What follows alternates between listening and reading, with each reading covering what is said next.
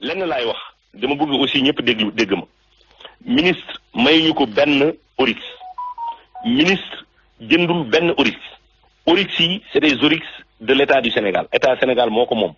ci programme bi nga xam ne état bi sumb na ko pour préserver sunu ñi nga xam ne moom mooy les espèces yi nekk ci zone bi mooy sunu zone bi zone Sahel bi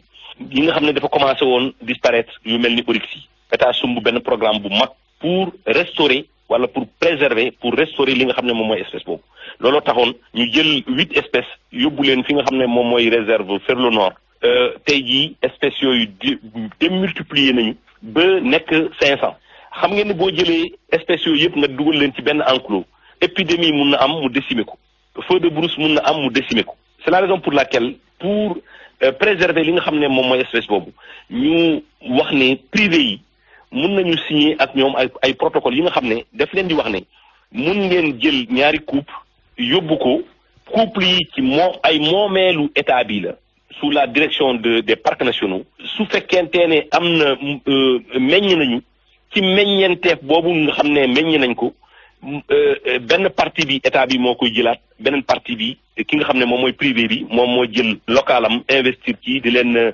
jox ñuy lekk et cetera et cetera looloo waral état bi la direction des parcs nationaux mu signé un protocole ak ay privé mun naa ci citer par exemple Fatala mun naa ci citer Bandia mun naa ci citer Amboura mun naa ci citer réserve Koyli Alpha mun naa ci citer réserve bi nekk Bango mun naa ci citer ay réserve yu bëri yoo xam ne dañuy wax ne dañu soxla ay espèces pour que direction des parcs nationaux jox leen ko pour que ñoom ñu téye leen ko comme ci anam bi nga xam ne wax naa ko sànq. mais quand même mënoo nekk ministre environnement signé protocole boo xamante ne dafay jox ay gazelle ngir ko yor ko loolu xel mën ko nangu conflit d'intérêt dëgg moo ci am. damay eggali amul don amul jënd oryx yi dañu nekk ci responsabilité direction des parcs nationaux yoo xam ne am nañu accès ci fépp foo xam ne oryx yi yóbbu nañ leen foofu. ci beneen bi mooy li ma bëgg a wax mooy li nga xam ne moom mooy oryx yooyu pour éviter encore li nga xam ne moom mooy problème consanguinité parce que boo jëlee espèce yëpp nga dugal leen ci même endroit consanguinité mun na tax ba espèce boobu disparaître un jour loolu moo tax ñu favoriser jël leen ñenn ñi ñu dénkaane leen ci ay privé avec des protocoles yoo xam ne protocole yu leer la benn bi ma bëgg wax mooy am na benn espèce boo xam ne mooy l'élan de Derby Sénégal dong la am mu ngi woon fële ci Niokolo-Koba ñu prélevé ci yaakaar naa ni 11 espèces wala su ma juumul 11 wala 9 ñu yóbbu leen ci ñaari réserve benn réserve Fatala ak réserve Bandia tey jii ñu ngi ci 150 espèces mun nañ leen tibbaat joxaat ko ñeneen wala ñu jël leen yóbbu leen feneen. léegi pour dellu si sama laaj bi woon sànq ndax conflit d'intérêt amul ci ñi nga defee ci mbir mi jël gazelle yooyu yóbbu ko ci sa tool. du sama moomeelu bopp encore une fois erreur bi foofu la. du sama moomeelu bopp. damay leeral. tey jii donc en tant que ministre de l'environnement su fekkee ne am naa tool war a jëmbat garab mënuma dem ci direction des eaux et forêts ma ne leen jox leen ma ay plan pour ma dem jëmbat donc en tant que ministre mënuma dem ci direction eaux et forêts wax leen ni jox leen ma ay garab ombragé pour ma yóbbu ko ci benn bërëb ma jëmbat ko wala ma yóbbu ko sama kër ma jëmbat ko fa parce que je suis ministre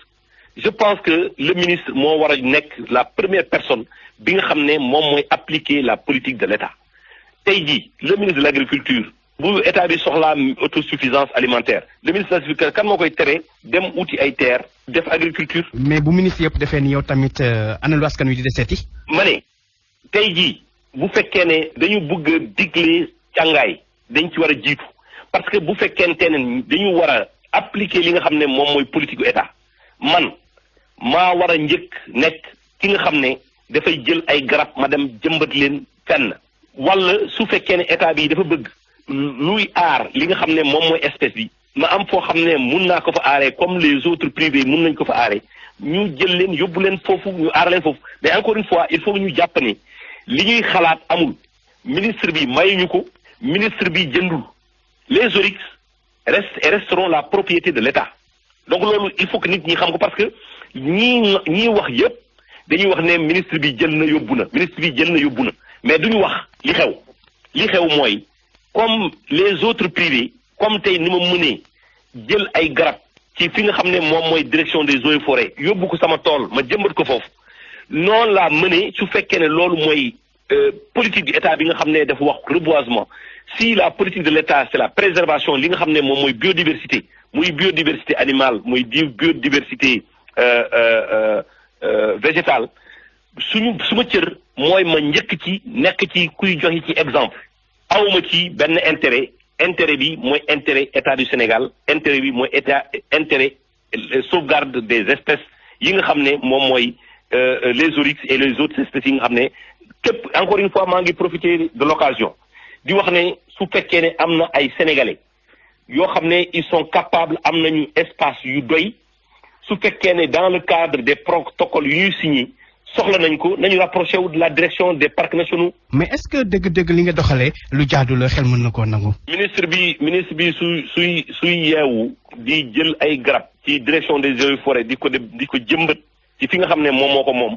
je pense que ça ne pose pas de problème.